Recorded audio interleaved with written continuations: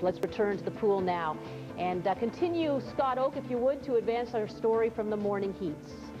Okay, Terry, the big ticket event of the heats this morning was the men's 200 fly. That's because any event involving Michael Phelps is considered big ticket. By the way, Phelps' chance at 8 gold medals officially came to an end last night when the American men earned the bronze in the 4x100 freestyle relay. But Phelps is the world record holder in the 200 fly. Before his heat this morning, though, we saw a Canadian, Nathan O'Brien, who is from Seattle. Now, last we checked, Seattle was still in the U.S., but O'Brien's a dual citizen because his mother is Canadian. In fact, she swam for Canada in 1976 in Montreal. And this morning, Lisa O'Brien's son made his Olympic debut.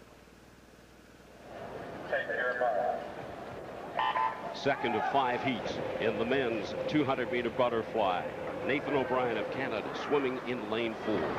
And Nathan O'Brien comes from good genetic lineage. His mom swam at the 1976 Olympics in Montreal. She finished 12th in the 800-meter freestyle. She married an American. They're living in Seattle, but for the last couple of weeks of his preparation, Nathan came up and swam with her old coach, Ron Jacks, in Victoria, and he had a great Olympic trials and qualified for the Olympic team. Leading the field to the wall, Plasov of Bulgaria, 24-year-old.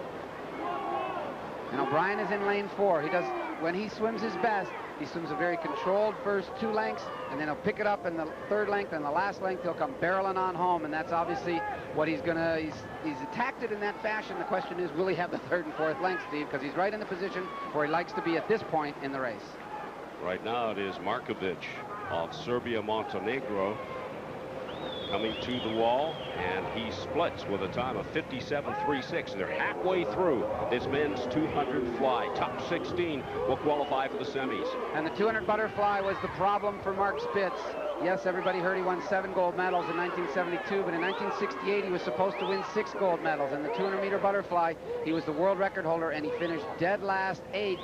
And it was a real cross for him to bear for 4 years. And then he came up, obviously, and won it in 1972. It was the very first event of the game. Once he got that under his belt, he was ready to go. It is Canada's Nathan O'Brien off the wall first and headed home. Less than 50 meters to go now in this heat of the men's 200 fly. Well, we mentioned he likes to move on the 3rd 50. Did he ever move on that 3rd 50, Steve? Now it's a question of putting it down and really getting to the finish here. There's a bit of a wind.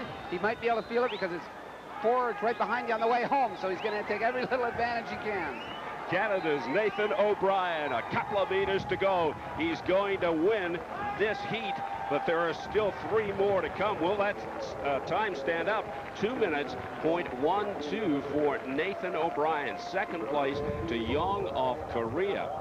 That's a personal best for Nathan O'Brien. A good swim for the Canadian. 2 minutes, .12. Young is 2nd, and Plasov of Bulgaria is 3rd. Well, as you see Nathan charging towards the finish, brilliant tactics by Nathan in that swim. He was very controlled. If you remember at the 100, there were 5 of them to the wall. Even at the end, nobody's even close to him other than the one swimmer about a body length behind. Great swim, best time, one of the first for Canada at this competition. Maybe that'll turn the fortunes of the team around. Nathan, that result is to be lauded. You go under your lifetime best to win the heat. How did you do it?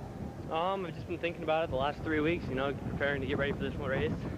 I'm actually been focusing a little more on the backstroke in a couple days, so it's a good sign. If I'm faster here, I should be faster in the backstroke also.